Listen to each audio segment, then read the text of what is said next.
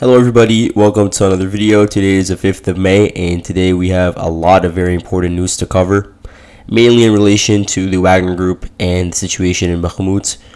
And I will be playing the video that was released by Prigozhin earlier today, and I want to talk about some of the reception from other Russian military officials that are related to the operations in Bakhmut, and I also want to just talk about the broader implications of what this can mean for the battle and for the war. And so, if you are not aware, today the head of the Wagner group, Prigozhin, he released a video, and it was filmed actually. We have the geolocation somewhere over here. Let me see if I can find it. It was filmed over here in the relative safety of eastern Bakhmut. And in the video, Prigozhin declares that the Wagner group will withdraw from the city of Bakhmut, the place where they've been fighting for really for 9 months, but you could say that the full-scale fighting really started October and now it's already May. And so he says that they will withdraw from Bakhmut on May 10th. And so let's go look at that video. I'll put it on the screen for you guys. Here you can see the guy standing in the middle is Prigozhin himself, and there are subtitles as well, so you're going to be able to see what he says. I'll leave all of this in the description, by the way, because I'm going to be using a lot of different sources for this video, because I'm not getting all of what I'm going to say firsthand. Obviously, it's coming from other sources. But yeah, let's talk about what he's saying in this video. In essence, Prigozhin, he's insinuating that the Wagner group, it was just a private military corporation operating mainly in Africa, but that the Russian special military operation was not going according to plan. And so help was requested by the Russian Ministry of Defense, and the Wagner group, they received these requests on March 15th of 2022, and that by the 19th of March, the Wagner group was already being deployed to the front lines in Ukraine. Now, what was the first place that they fought, actually? The first place where they fought was in Popasna. If you recall, I talked a lot about this town really at the beginning of my channel when I was still making these time-lapse videos on maps. And so Popasna, it was and still is, by the way, a key rail hub, and it's not as large as Bakhmut, but it is still an urban center. And so there was very fierce urban battles, and the destruction there you could say is akin to what's going on in Bakhmut right now, just that it was on a smaller scale in Popasna. And the Russians, they were unable to achieve a breakthrough. The Ukrainians were holding out in the center of the city for a very long time, but then the Wagner group, they came in and they had the job done. They were able to clear it out, and it did take months actually to do that, but at the end, the Wagner group were the force that hoisted the flag over the city administration building, and so they claimed that victory. That was the beginning of Wagner's involvement with the Russian war in Ukraine. And since then, they have been very involved, mainly on the Donbass front, but in the video, Prigozhin himself mentions that there was also Wagner involvement in preventing the Ukrainian offensive around the Kharkiv from spreading deeper and deeper into the Russian lines. And so he basically takes responsibility and sort of gives himself and his corporation credit for stalling that Ukrainian offensive despite being outnumbered and outgunned. And he says that he was not receiving much support from the Russian Ministry of Defense in that regard, and that basically they should be thanking him for preventing an all-out collapse of the Russian front lines around the Luhansk border. So if you recall, that's from the Russian withdrawal following the Ukrainian attacks on Bakhmut, and then pushing across the Oskil River and taking Liman and almost encircling those Russian forces over there. And so that was what Prigozhin is referring to. Now, he says that Wagner's latest operation has been in Bakhmut, which he says started on the 8th of October. The 8th of October, that's around the same time that Surovikin took over as the head of Russia's operations in Ukraine. And Prigozhin and Surovikin, they mutually agreed that they would begin this sort of meat grinding operation in Bakhmut, and that it would be stretched out for a very long time.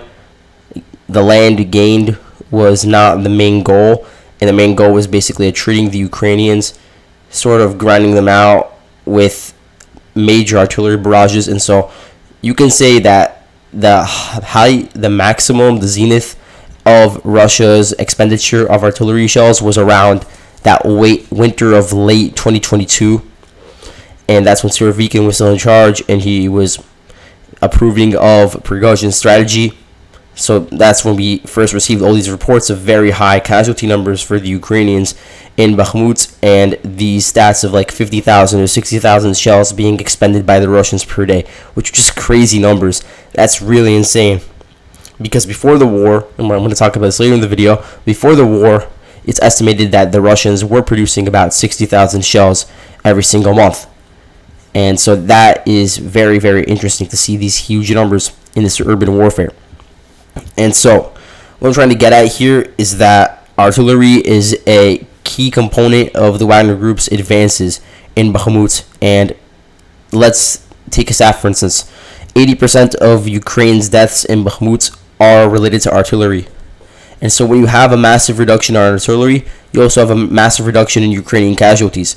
Also, you don't have cover for Wagner offensives. So when the Wagner Group is trying to advance through some open area or trying to advance through a dense urban cluster, it's very difficult for them to do so without the proper artillery cover. And not just artillery cover, just like small arms fire in general, the proper ammunition. And so if they don't have that, then any sort of assault, it could potentially work if the Wagner Group launches multiple waves of assaults and, repeats it and just doesn't care about the casualty numbers. But then again, you're going to see very high numbers of deaths, and that is what Prigozhin seems to be upset about. So in the video, he talks about how, especially in recent days, there's been an uptick in Wagner's casualties. And this is something that we can notice because, let's say from May 1st, there's actually been a lot of Ukrainian resistance to the Russian advances. So we know how Russia's been able to really approach the final citadel that is under Ukrainian control over here, this square that I'm referring to. And they're doing this now by attacking from the northwestern corner of Bakhmut, this circle over here. And so they really can't be doing this without the proper artillery cover. And so you notice how the Wagner Group's assault is stalled in this area. That's due to the fact that the Ukrainians are actively pushing back. And a lot of people are calling it a counteroffensive. I don't know if I would consider it one, because I haven't seen them gaining any land. Maybe they're attempting one. Maybe it's just an active defense to try to hold the line for as long as possible. Either way, we know there's been Ukrainian pushback in this area, and that it has led to numerous Wagner casualties. And all of this coupled with the fact that Prigozhin accuses the Russian Ministry of Defense of purposefully not giving him the required amount of shells. What he says is that the Russian Ministry of Defense and the bureaucrats over there are jealous of his successes because the regular Russian army has really failed to achieve many significant victories on their own. He says that Wagner has been able to do so, and so there's a lot of friction caused by that. And so he says that even from a few months ago, only 30% of Wagner's artillery munition needs were met, and that by last month, only 10% of them were being met, and that by May 1st, the Ministry of Defense in general, they just outright stopped giving shipments of munitions to the Wagner Group. And so this was happening at really the climax of the battle, when the Ukrainians were sending everything they had, and they're still doing that, by the way, because this is just 5 days after May 1st. So the Ukrainians are sending everything they have. They're expending whatever artillery shells they have left in the city. They're holding on to the citadel. They're holding on to the residential blocks in the northwest of the city. And so artillery cover is extremely important. And so right as the final stretch is being met, because, there's not that much left of Bakhmut. There's only about 2 square kilometers left for the Wagner Group to take over. In this final stretch, Prigozhin is saying that at the same time, they purposefully cut off his supply of shells when he needed it most. And so he's saying that he believes that the Ministry of Defense is trying to extend the battle for as long as possible, try to make the Wagner Group look bad, and to deny them a major success, which would be a part of this entire narrative that there's a power struggle ongoing between the government and this private military corporation. And so he says that in order to preserve Russia's dignity, he won't withdraw on May 9th, Victory Day, and so he'll just withdraw on May 10th. In that all of his Wagner fighters they will leave Bakhmut. The thing is, though, he said in the video that he's going to ask the Chief of General Staff to sign a combat order to transfer the positions of the Wagner Group's men to Russian regular army forces, which could be like mortar rifle brigades and stuff like that. But this could imply that if the Chief of General Staff, Valery Gerasimov, did not sign this decree, then potentially Wagner would not withdraw from the city. And so he's just sort of expecting that out of their own goodwill, the Chief of General Staff would just sign this decree. Or maybe it's just giving him a way to resolve it diplomatically without withdrawing his men by force. That's another possibility. Maybe if the Chief of General Staff doesn't sign a decree that conducts a troop rotation, then Prigozhin will just withdraw his men on his own, which would be a massive undermining of the Russian Ministry of Defense's powers. And we already know that he has undermined them publicly, but it's only been through a war of words. The actions are still in lockstep with the Ministry of Defense's orders. But if he were to withdraw his men without approval, that would be a massive undermining of their authority. And we know that because he is in control of an independent section of the entire Russian war effort, that he is given this lenience and he is given this independence. But then because of that, he's also cut off from the decision-making process within Moscow itself. So he can't really decide the grand military strategies as a result. And so his input is not really heard, which could anger him. So we're going to get more into that right now and talk about the implications. So in response to all these public comments made about Prigozhin, because again, he's posting this on a public channel for all of the people of Russia and the people of the world to see for themselves, so that you can make of it what you will. But then he's turning a private affair between the Ministry of Defense and the PMCs into a public issue. And so here's a statement by Ramzan Kadyrov, where he basically says that he recalls how in Mariupol there were similar issues with supplies. The Chechens, they had shortages of vehicles, tanks, and artillery. And he says that the Chechens had to request this resupply from the Ministry of Defense, in that they would not always be given the necessary supplies upon their first call or the first request, and that it would usually take about a month before they would get what they needed from the Russian Ministry of Defense. And so this backs up the idea that, in the very least, the Ministry of Defense has some logistical issues, which could be as a result of some sort of incompetence. And so he says that he never made any sort of public statement against the Ministry of Defense throughout this entire battle of Mariupol, that he kept every single issue he had with them within the private channels of communication. And so he's sort of condemning Prigozhin in this regard for making it a public matter. And he also says that filming dead bodies as a means to sort of leverage support is also something that's wrong. That's what he said here. And he says that if the Wagner Group ends up withdrawing on May 10th, that the Chechens will fill the void, because, we haven't really seen them fight that much in the past half a year or so. So they have had a lot of time to rest and recuperate. And there are probably a lot of new recruits that could be utilized and could be sent in to really finish the job if the Wagner Group does decide to tap out at the moment. And according to Prigozhin, then the men in the Wagner Group, they will be sent to the rear. Now, the rear, what does that mean? Does that mean Popasna? Because again, Popasna isn't basically a Wagner military base right now. Is that the rear? Is the rear Donetsk or Luhansk? He didn't really specify what that means, but he said the camp, the rear's on the camp, or the camp's in the rear. Does he mean within Russia itself? We don't know. And so he said that the Wagner Group will remain there until the people of Russia need them again. What does this mean? Maybe it means being sent back to the front lines in Ukraine, or maybe it means that the Wagner Group would turn on the Ministry of Defense and basically usurp power. It could be a thinly veiled threat, for all we know. And so, again, Kadyrov, he's basically coming off here as trying to be the mediator between the Ministry of Defense and Prigozhin, trying to appear as more of a moderate, because he does acknowledge the issues associated with the Ministry of Defense, but then he's just saying that the strategy that Prigozhin is utilizing is counterproductive.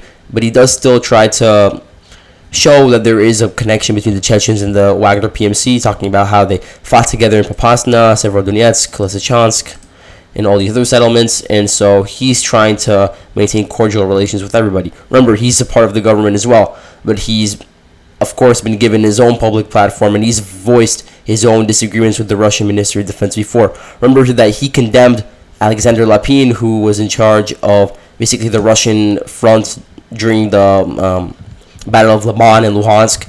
He criticized him a lot at the time. This was like a half a year ago, and so he hasn't shied away from criticisms of top military brass himself, and so he's sort of positioning himself in the center in this conflict. And again, the Ministry of Defense of the Russians, they haven't really given many public statements in this regard. We do know that Sergei Shoigu, he said 2 days ago at a defense summit that the Russians needed to double their production of high-precision shells.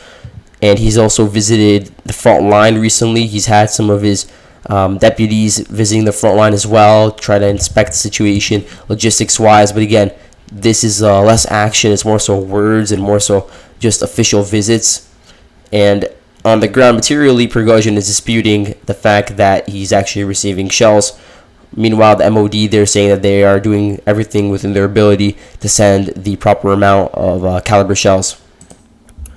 So then this all begs the question, why does Russia have this perceived issue with their ammo? Because if we go back a few months ago, they were expending 50,000 shells a day, as I said before. And so what's been going on? Well, a lot of these issues with Russia's ammunition, especially their artillery shells, stem out of the fall of the Soviet Union. So after 1991, the output of Russia's military weapons productions substantially declined in all sectors, and it did make a rebound when Putin became president. So it did bounce back to some sort of semblance of the Cold War levels, but only in specific industries like in aviation, for instance.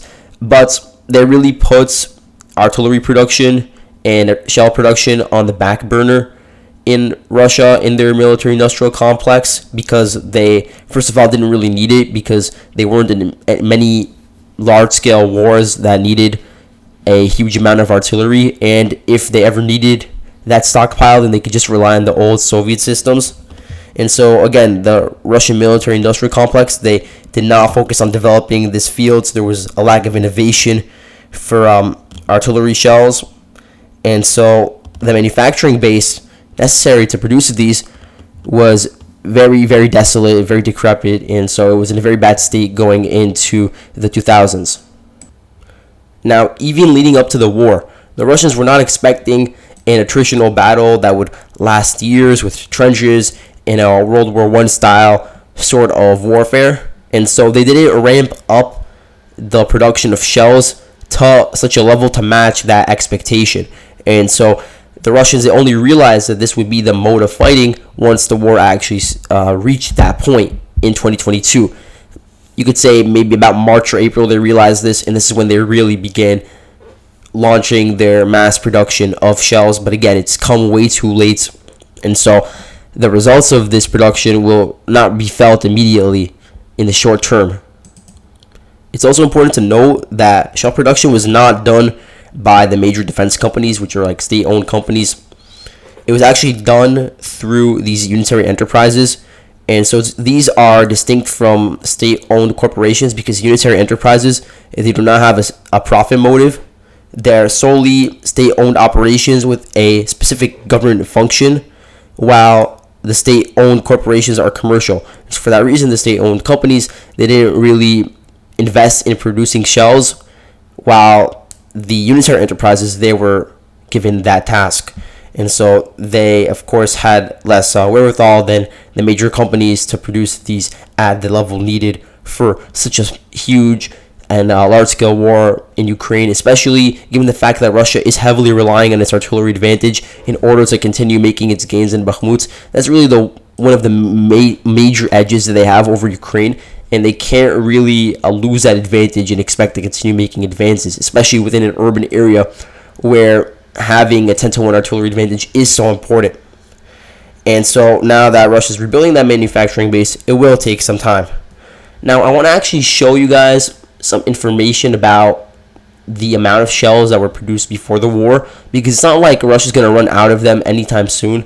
I don't want people to listen to this video and think that's the case.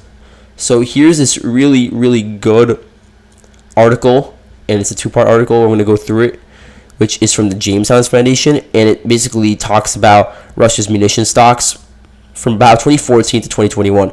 So that's before Russia's ramp up in 2022. So we have no data about that specific year, and I'm sure there was a massive increase in shell production in 2022 and 2023.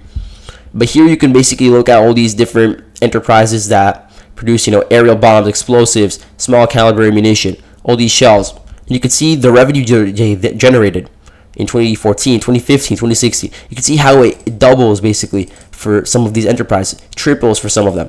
It goes up 8 billion, 4 billion, 4.2 billion, going up, just massive increases in the span of 2 years. And that's only from 2014 to 2016, not even looking at even further in the future. And so you can see how there was really a massive boom in Russia's military production in the mid to late 2000s, which carried on to the 2020s. If we look here at the cost of the production of shells like 122 millimeter high explosive shells, or 203 millimeter shells, or the Grad MLRS, Oregon MLRS, or Smerch MLRS, then you can see how, based on the relative inflation of the ruble, that the price of these shells has gone up, and it is a very notable increase. You can see that in 2005, the cost, for instance, of the 152 millimeter shell was 13,000 rubles, and today it's 47,000 rubles, which is like $200 to $760. And so it is a very large increase, which also could be a part of the issue for the Russians right now, because producing such a high amount of shells is, of course, going to be costly for them. So that's just one issue. And then here it says that the current Russian market price for ammunition is $2,000 to $3,000 for an 152 millimeter shell, and up to $1,000 for an 122 millimeter MLRS shell. And so, yeah, that's just the part one of this report. But then here we have the even more interesting numbers, which are really based on publicly available data from before 2014, some of it from before 2016. And so it's very difficult to get exact values from after that period in time. And so, for instance, here they're trying to estimate the number of shells, specifically 152 millimeter shells, that were produced by Russia from 2014 to 2021. You can see 2014 it was 155,000 according to their estimates, and that it increased by first 60,000, then 70,000, and each year it sort of goes up by an extra 10,000 shells until now it's at 733,000 shells being produced per year. And so if you divide that by 12, that's about 60,000 shells being produced per year. That's only 152 millimeter shells. And so that's not even thinking about all the other calibers that are being produced. And so that's a very high amount of shells. And that's only in 2021. Think about how many were produced in 2022 when they ramped up production. Now, I'm not saying that this is enough to make up for the deficit, because, again, it's going to be very costly to make up for that. There's actually something written about that within this article that I'm going to get to.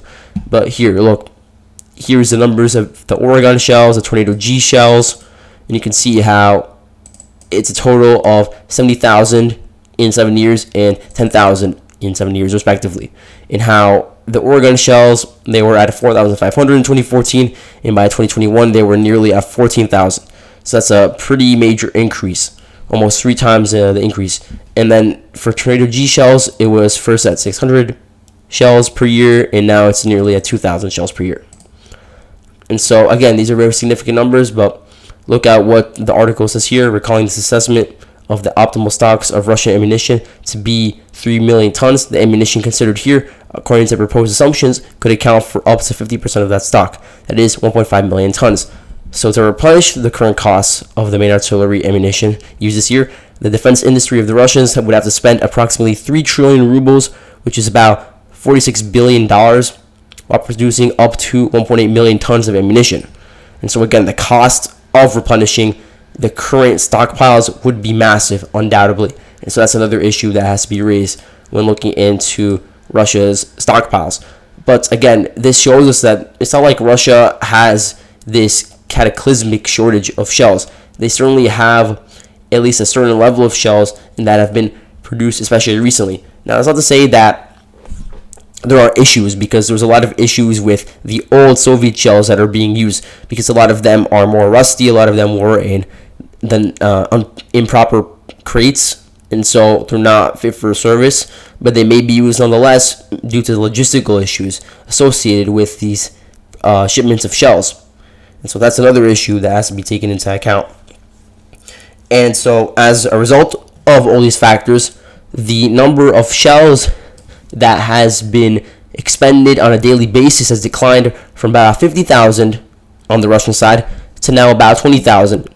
And this is according to Ukrainians, according to Western analysts. Basically, everybody agrees on this.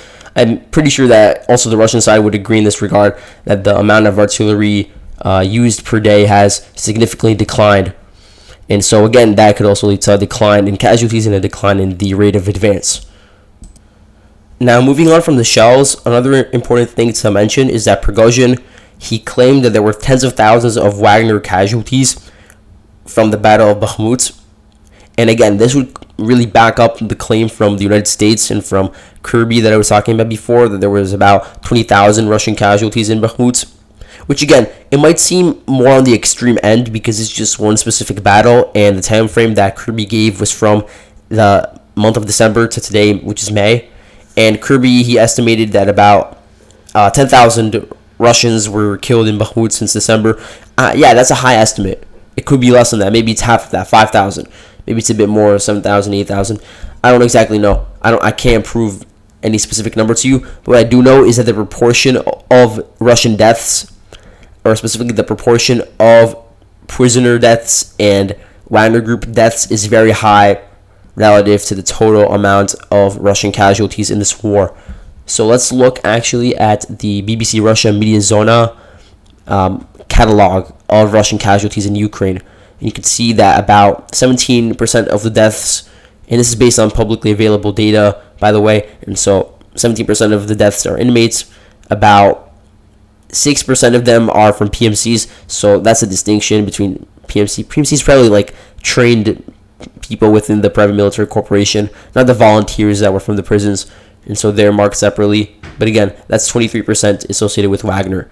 And then a part of the non-available category is about 23%. But I would wager that a very large chunk of the men that are in this category would be prisoners, because again, they don't have the most extensive public records, and a lot of them could be misidentified, or there's not enough information. But I would say a lot of them would probably also be a part of Wagner. And so you can see how there's a massive proportion of prisoners being killed, and these prisoners they've been fighting only in one certain battle for a very small, or not a very small portion, but not for a limited portion of the war, from about October to May, in one city. And they account for potentially 1/3 of Russia's total deaths. And so this just goes to show how staggering the casualties on the Russian side have been, at least in Bakhmut. And then the counter argument would be that they are just as much, if not more, in Ukraine on their side. That's certainly true. There's a huge cost to defending Bakhmut for this long. The fact that they have been able to hold on to it undoubtedly shows that they've been willing to expend a massive amount of men. Then again, you could say the same thing for the Wagner Group. And a lot of people were sort of disagreeing with my analysis of this before. But it's true. The Wagner Group, they were willing to expend a lot of men in taking over trenches and taking over key urban areas. And now we have the results to show for that. But we just have to acknowledge that the casualties are extremely high. And so it really seems like, all in all, that Prigozhin, he cares about his men. And he's been on the front lines for months. And he's seeing how so many of them are dying on the front line for these pretty minimal gains, although again, he sort of wants it to be an attritional war, but that he's seen a recent spike in deaths due to what I've been explaining that's occurred near the citadel and near the northwestern corner, where Ukraine's actively countering and launching their own artillery strikes, which are killing the Wagner Group's men. And so this uptick has probably angered him, and it seems like the amount of shells being sent to the Wagner Group has not been sufficient in his eyes to conduct further assaults. He thinks that if there will be further assaults, there will be unnecessary deaths on the part of the Wagner group, and so he now wants to leave. But again, he may not even leave if his withdrawal is not approved by the general staff, and specifically Gerasimov. And a lot of people are claiming within the Russian military establishment that the claims made by Prigozhin are exaggerated. So, for instance, they say that although the Wagner group did play a role in defending the front line after Ukraine's Kharkiv offensive, that the Wagner group was not the main force responsible for that. So if you remember the Kharkiv offensive, it occurred over here.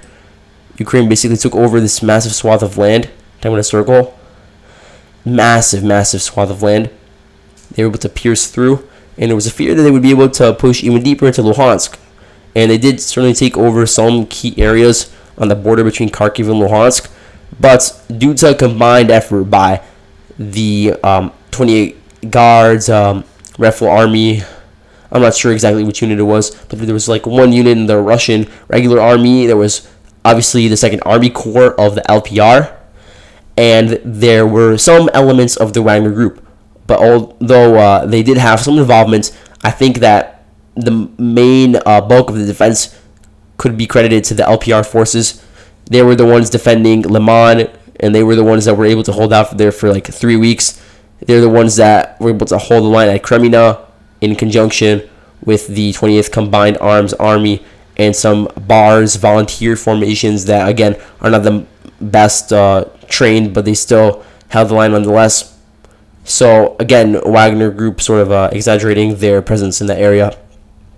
Also, they claimed, specifically Prigozhin, he claimed that the Russian Ministry of Defense was not adequately supplying or not adequately sending reinforcements to secure the flanks of Bakhmut. And so this would sort of come into conflict with this entire idea that there are a lot of VDV forces on the flanks that have sort of been covering for the Wagner group as they're conducting the main assaults within the city itself. So this would just be another one of these claims that is disputed by the Russian military establishment. They say that there's been a lot of DPR, LPR forces, a lot of motor rifle brigades sent to the front lines around Klishivka, around Dubovo Vasilivka to help out the Wagner group. And so that's another inconsistency. And also, most of Wagner's artillery is actually conducted by the Russian army itself. And so a lot of these people, they're saying that if the Russians are intentionally cutting off the supply of artillery shells, then they're doing it to themselves and not even just to the Wagner PMC, because most of the artillery is being fired by the Russian army itself, the Russian regular units. And so, again, this could potentially shift the balance of power in Bakhmut away from the Wagner group towards the Chechens. But in terms of there being the possibility of a Ukrainian counterattack, I don't see it as likely unless the Wagner group go through this and there's no sort of organized process of troop rotation. In that case, maybe Ukraine can take advantage of it.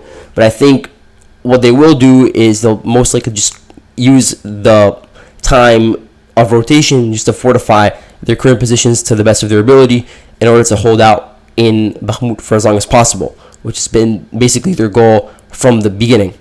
And so that's all I have for today. The video is very long, so I'm going to end it here. Thank you guys for watching, and I'll see you guys later.